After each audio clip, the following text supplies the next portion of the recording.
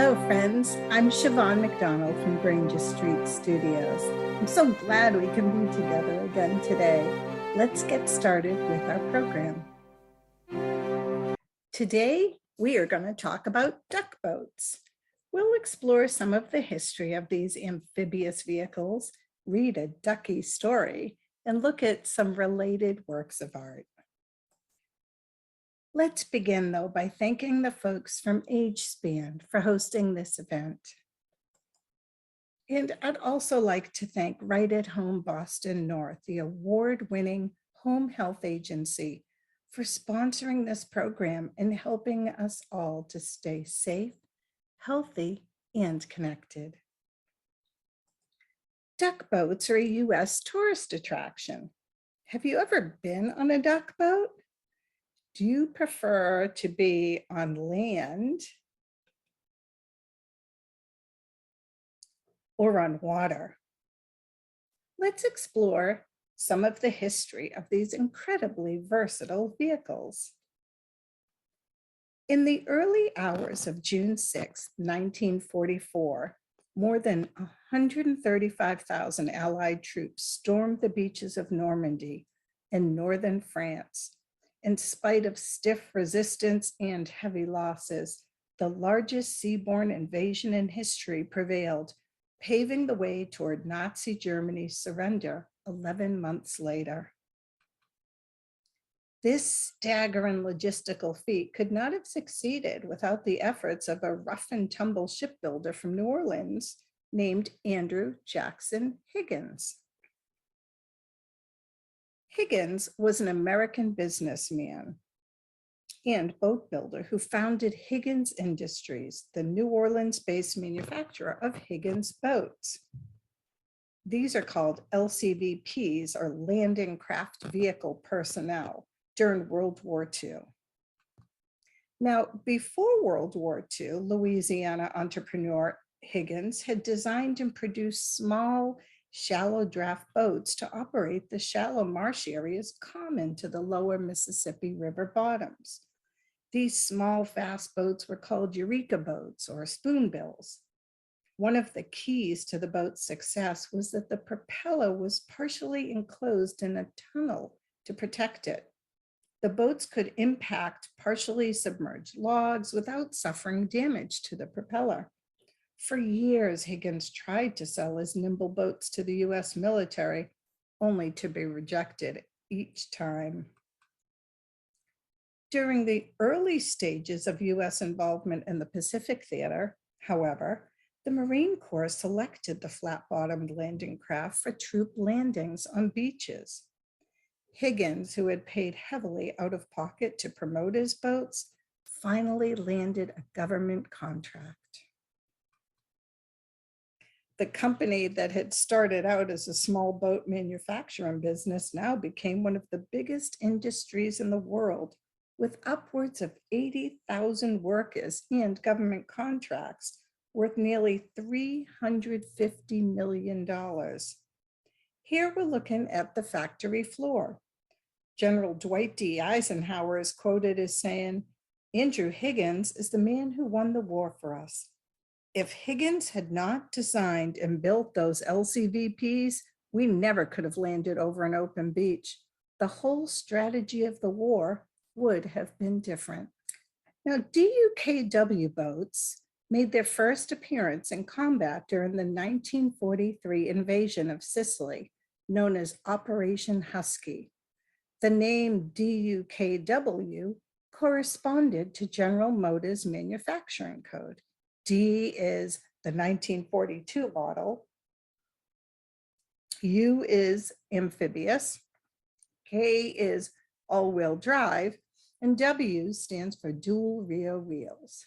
Soldiers simplified this by calling them ducks. Allied troops during World War II used them to get artillery, supplies, and even soldiers ashore. Here you see the British Army during the invasion of Sicily in 1943. The DUKW was a simple design. They intentionally kept it simple. They intentionally made sure they could produce it quickly and get into mass production and then overseas as fast as they could. The design process took just a few months. Designers at General Motors took their most common military truck, the CCKW, added a hull around it, waterproofed axles, a propeller, and a rudder. After changing 2 letters in the name, the somewhat awkward but functional result was the DUKW. General Motors cranked out more than 20,000 during World War II. Soldiers quickly turned that acronym into that nickname Duck. Like actual ducks, these boat trucks with wheels looked a little awkward, but their weird design is what allowed troops to drive the vehicles from water onto land. Everything that the United States did in World War II was going to be based on invasions against enemy-held coastlines, said Maryland National Guard historian Joseph Belkowski. So we had to get men and equipment from the water to the shore in as expeditious a manner as possible. Now, before, large ships had to sail up to the shore for the time-consuming process of unloading. Duckboats simplified this because they were preloaded vehicles that drove right out of the ship across a few miles of water and onto the sand. That was obviously revolutionary because up until that time, you had to unload a vessel when it came to shore on a dock, and that was a very, very time-consuming and dangerous operation. The ducks did unfortunately have some issues. They were slow and clumsy at sea. They weighed down in rough waters. They could easily sink. But they filled a niche. During the 1944 invasion of Nazi-occupied Le Havre, France, duckboats helped transfer some 175,000 tons of cargo to the shore. Overall, the boats were extremely successful in both Europe and the Pacific. However, there were some hiccups during the D-Day invasion of Omaha Beach in Normandy, France. What happened on Omaha Beach in particular was that we tried to do too much with ducks. In addition to loading the boats with food, medicine, ammunition, and other supplies, officials also loaded a heavy howitzer or cannon onto each of 12 boats, said one person who was there. That normally would not have been an issue in calm waters, he continued. A duck is designed to carry a heavy load, but D-Day was an operation that was carried out in very imperfect weather. There were 3 to 5 foot waves offshore of Omaha Beach, and that's very unusual. It's normally much calmer than that. After rolling off of the mothership, the duckboats carrying howitzers began to sink almost immediately. Only one of those ships survived with its cannon. The rest of the howitzers and supplies were lost to the water, and tragically, so were some of the soldiers. When the war was over, thousands of ducks were sold as surplus. An enterprise and veteran in Wisconsin bought one and started giving tours on the Wisconsin River in the late 1940s. The phenomenon spread to more than a dozen states, entertaining tourists across the nation. Today, some of the duck boats you can ride during a tour are refurbished models from World War II or the Korean War. Others are replicas. And although they are a lot of fun, they've also had their critics for years. There have been numerous crashes and several tragedies, including 2018 when a duck boat sank in Missouri, killing 17 people. On the evening of July 19th of that year, a duck boat operated by Ride the Duck sank on Table Rock Lake in the Ozarks near Branson, Missouri.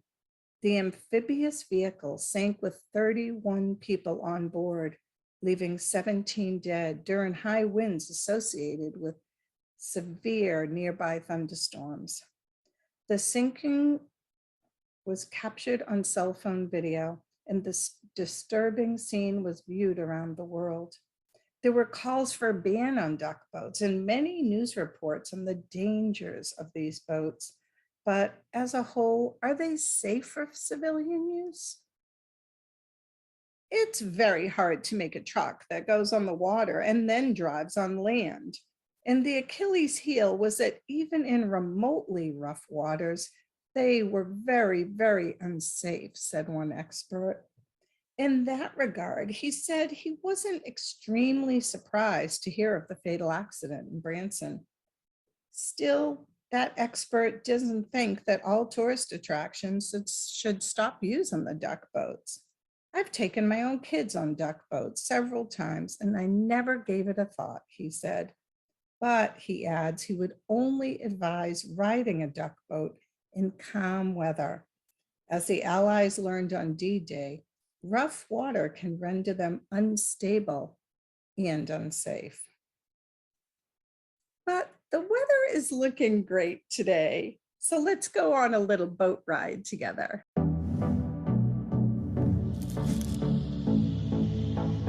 Welcome aboard Boston Duck Tours. My name is Captain Supersize. Supersize? Yeah, give yourself a round of applause. Very nice. See this pretty brick building in front of us on your right? This is the old State House. This was the seat of British rule in colonial Boston, built in 1713. This church is called the New Old South Church. Ben Franklin, Sam Adams, we're all congregation there.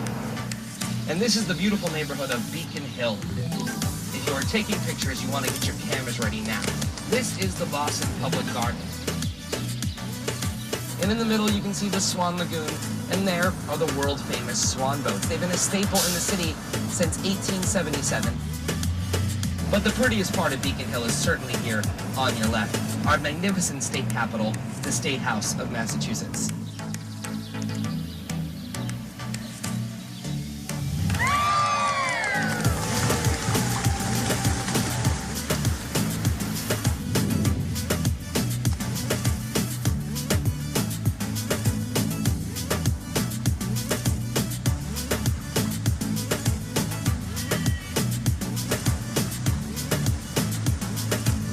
Amazing. 10 out of 10 would recommend. It was very entertaining, very fun, very informational. It was a great time. And a great way to see the city in water as well. It was great. It was very educational. Silly. Amazing. Fun. Super duper fun. Awesome. I hope you enjoyed a little duck boat ride. Now it's time for us to look at some art in honor and respect for all that we have learned about how duck boats helped us in World War II. We are going to stay in the region of Normandy, and one cannot separate the history of Impressionism in the Normandy region in France. It was here in Normandy where it really all began. The beautiful northwestern part of France, Normandy, has always been a magnet to the French artists. Firstly, Normandy was easy to reach and close to the art hub of Paris. Secondly, the artists fell under the spell of the white chalk cliffs on the Alabaster coast, the beautiful beaches, the quaint medieval villages, and the small fishing towns.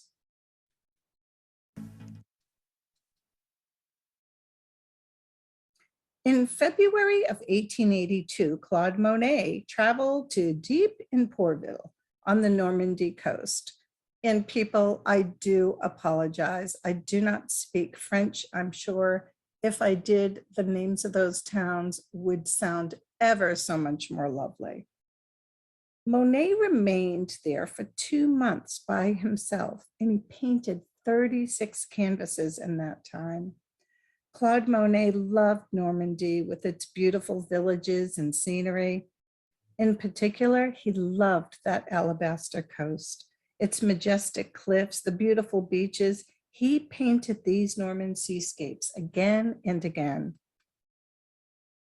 Here is some more of the work Monet did during his solitary time in Normandy. He actually spent the last 30 years of his life in Giverny, a picturesque village on the eastern border of Normandy. This is the house most famous for its studio among the gardens, water lilies, and Japanese-style bridge. Here's a picture of Monet in his beautiful gardens. And here he is painting in his garden. This little 2-minute video is a real gem.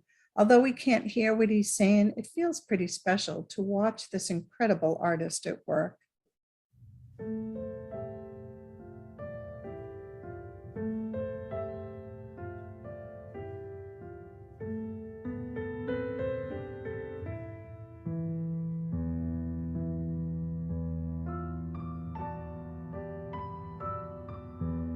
There's the Japanese bridge. Perhaps some of you have visited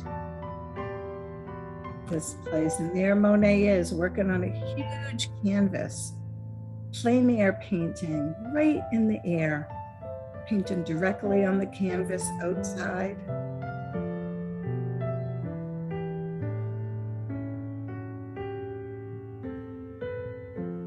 Do you love how he's wearing a light colored suit while he paints?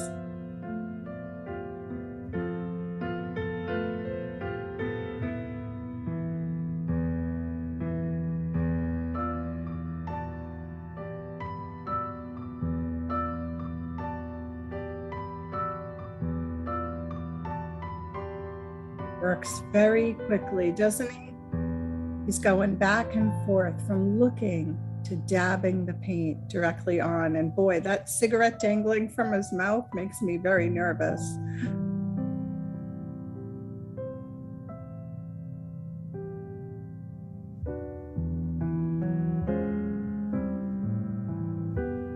Even as he's working, the light is changing, the wind is blowing the leaves.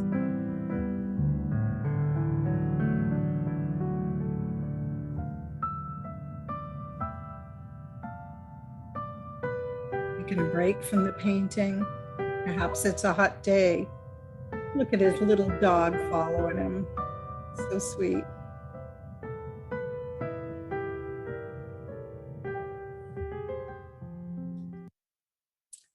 Wow, so that video was taken in 1913.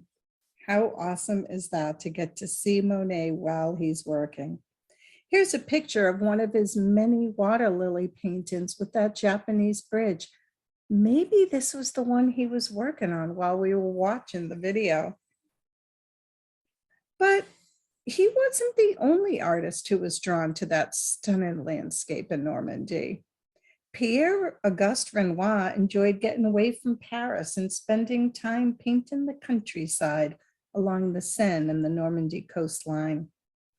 However, Renoir's interest was not in depicting remote places, but rather the locations favored by the rich Parisians while they were on holiday. He was drawn to the pretty and posh village Varengeville-sur-Mer, and again, my apologies for my accent. He also filled canvases capturing the town's beach, the lush landscapes, the beautiful white cliffs, and the St. Valerie Church perched on the white chalk cliff. And here you can just make that out in the upper left corner. That's the church. There were several other artists who also spent time in Normandy, but we have a little treat coming at you right now. Some of you, maybe all of you, have heard this story before, but I cannot do a program related to ducks in Boston without hearing this classic tale. I hope it brings a smile to your face.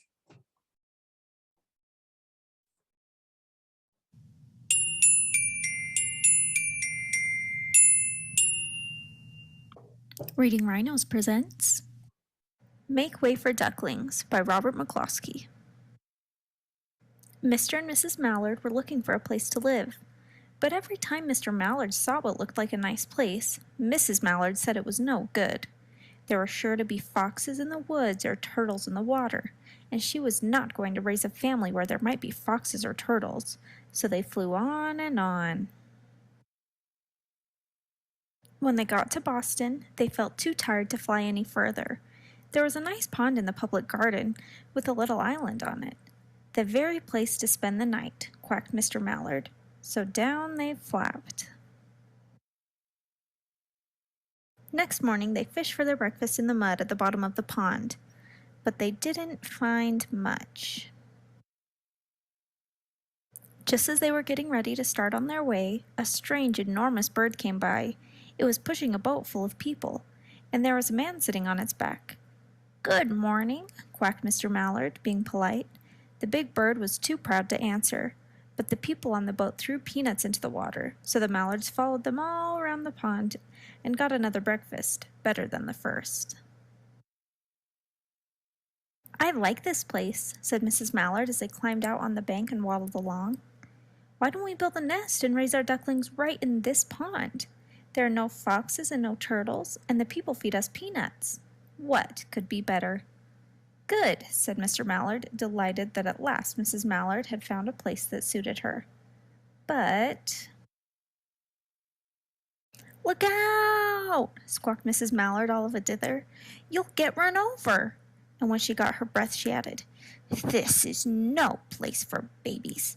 With all those horrid things rushing about, we'll have to look somewhere else." So they flew over Beacon Hill and round the State House, but there was no place there. They looked in Louisburg Square, but there was no water to swim in. Then they flew over the Charles River. "This is better," quacked Mr. Mallard. "That island looks like a nice quiet place, and it's only a little way from the public garden." "Yes," said Mrs. Mallard, remembering the peanuts. "That looks like just the right place to hatch ducklings." So they chose a cozy spot among the bushes near the water and settled down to build their nest. And only just in time, for now they were beginning to molt. All their old wing feathers started to drop out, and they would not be able to fly again until the new ones grew in. But of course they could swim, and one day they swam over to the park on the riverbank, and there they met a policeman called Michael. Michael fed them peanuts, and after that the Mallards called on Michael every day. After Mrs. Mallard had laid 8 eggs in the nest, she couldn't go to visit Michael anymore, because she had to sit on the eggs to keep them warm. She moved off the nest only to get a drink of water, or to have her lunch, or to count the eggs and make sure they were all there. One day the ducklings hatched out. First came Jack, then Cack, and then Lack, then Mack and Knack, and Oack, and Pack, and Quack. Mr. and Mrs. Mallard were bursting with pride. It was a great responsibility taking care of so many ducklings, and it kept them very busy. One day Mr. Mallard decided he'd like to take a trip to see what the rest of the river was like further on. So off he set. "I'll meet you in a week in the public garden," he quacked over his shoulder. "Take good care of the ducklings." "Don't you worry," said Mrs. Mallard. "I know all about bringing up children." And she did. She taught them how to swim and dive. She taught them to walk in a line, to come when they were called, and to keep a safe distance from bikes and scooters and other things with wheels. When at last she felt perfectly satisfied with them, she said one morning, "Come along, children, follow me." Before you could wink an eyelash, Jack, Cack, Lack, Mack, Knack, Oack, Pack, and Quack fell into line, just as they had been taught.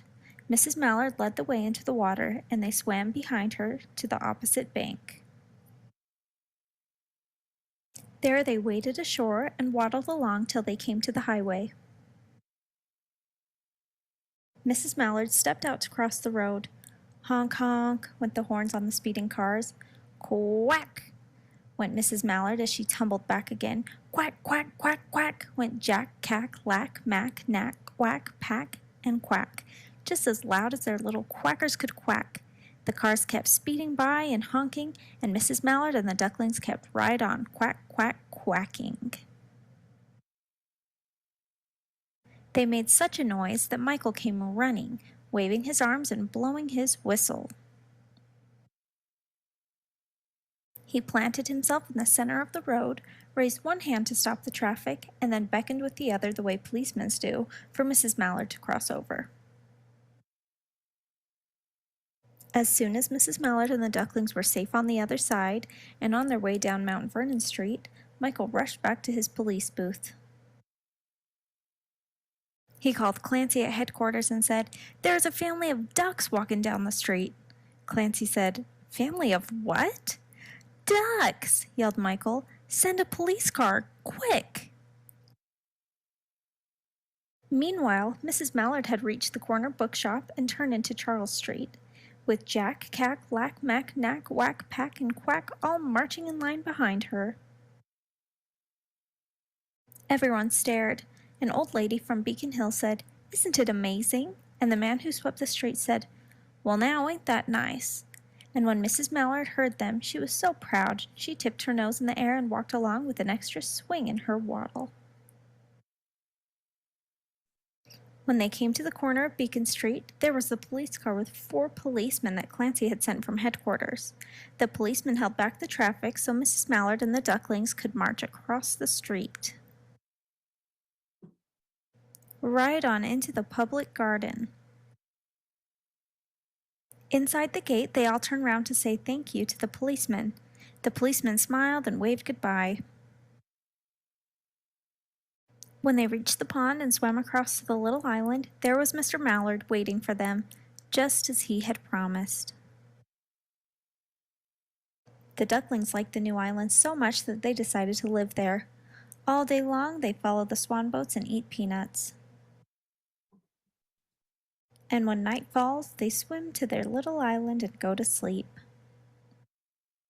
I hope you enjoyed that story. We are not children, so why is Siobhan showing us a children's book and reading that? Well, I've always loved children's books, and as an artist, I'm really interested in illustration. I also find that some of these books, and in particular that McCloskey book, Make Way for Ducklings, it does more than represent a moment in my childhood or when I was a young woman with little children reading stories to them. It really is a classic Boston tale, isn't it? And some of the illustrations show us places that you recognize: the public garden, Beacon Hill. So the charm of the story is connected to the beauty and charm of those illustrations. Did you hear this story before? I bet a lot of you have. Maybe you read it to your own children. Perhaps you had it read to you when you were younger. I'm going to put out a challenge to you and say, how about revisiting some of those books that we knew and loved as children? I have a cabinet full of children's books. And it's not because I have grandchildren who visit, although they do, and they love that cabinet. I started buying them for myself. The stories are sweet and a lot gets said with few words. And frankly, I love looking at the pictures. So I'm going to say, let us not be ashamed of revisiting some of these amazing stories. Okay, I am totally done preaching about children's books. I hope you enjoyed our time together today. Thank you again for giving me the opportunity to spend time with you. Thanks also to our host, our friends at HSpan, and our sponsor, Right at Home Boston North, providing the support that people need to stay in their home. I'm Siobhan McDonald from Granger Street Studios, sending you good thoughts, lots of quacks, hoping that you have a great day. Until next time. Goodbye, friends. Goodbye, friends. Goodbye, friends. It's time to say goodbye. Goodbye, my friends. I'll see you soon with a new program, new stories, and new wishes for health and moments of joy. Take care.